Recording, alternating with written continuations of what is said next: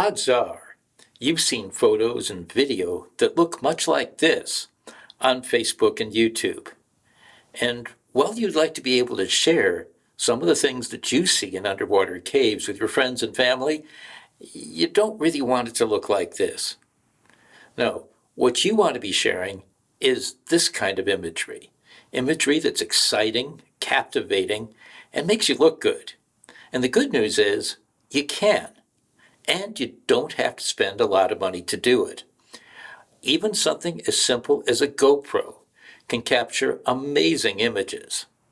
All you need is a camera and a couple underwater video lights. And the good news here is these are smaller, more powerful, and more affordable than ever. In this video, what we're going to cover are several of the most common mistakes divers make when shooting stills and video in underwater caves, and how easily you can fix those mistakes.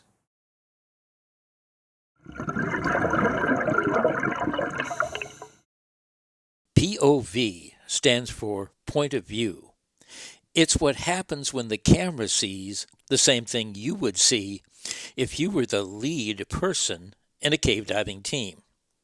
Now, when you're there in person, this is a fascinating perspective.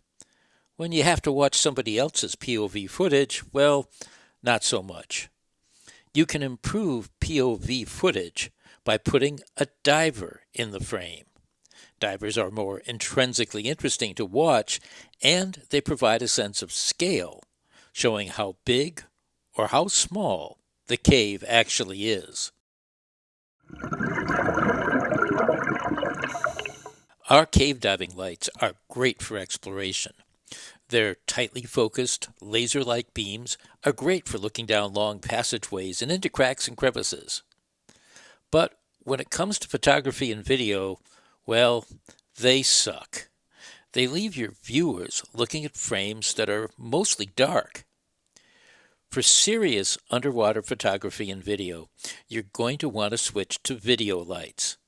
These are very similar to our cave exploration lights. The difference is they have a broader, more widely diffused beam, typically with an angle of coverage of 100 degrees or more. Now, for still photography, you can also use strobes, although you'll find that in underwater caves, video lights are more cost-effective and provide you with a greater degree of flexibility.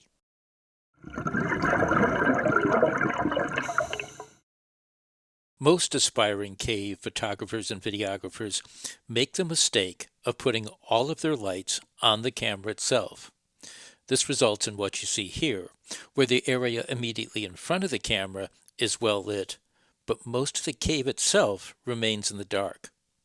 What you want to do instead is put only one relatively small light on the camera and get the rest of your lights, and especially your brightest lights, off the camera, either in the hands of your models or hidden strategically behind rocks. This results in much more dramatic footage and stills and will make your audience happier.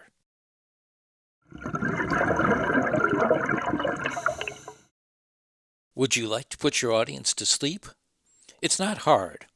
All you have to do is to force them to watch several minutes of your dive buddy's rear end as he or she swims away from you. I don't care how good that rear end might look under other circumstances. When it's buried beneath layers of dive gear, it's just not that much fun to watch. What you need to be doing instead is to make sure that you're always out in front of your model, and that your model is always facing you or swimming towards you or past you. This allows your audience to see your buddy's eyes and their facial expression, and it's just plain more interesting to watch. With underwater video lights, available with outputs of up to 25,000 lumens or more, it can be very tempting to run out and buy the single biggest video light you can afford. Don't do it.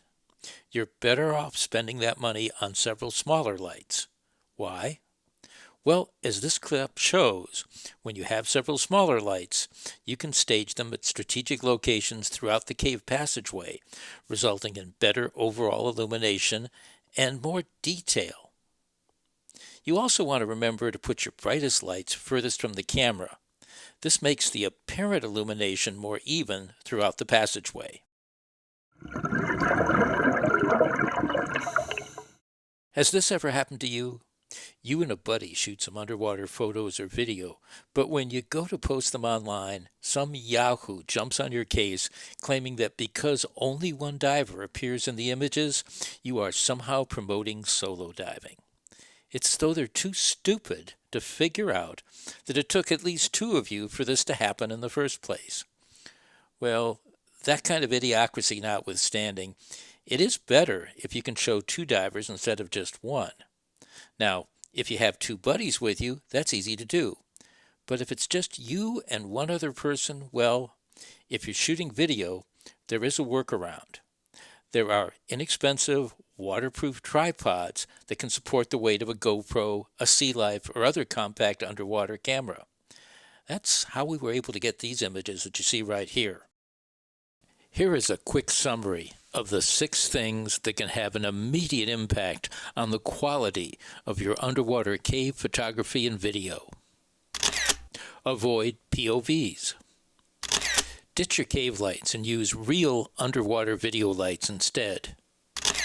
Keep your brightest lights off camera. No butt shots. Keep your models facing you. Use multiple lights. And try to have more than one diver.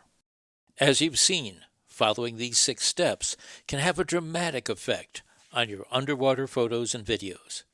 If you'd like to learn more, ask about our one-day imaging workshops for dive buddies, individuals, and groups of up to 6 or more. It can take your cave diving experience to a whole new level.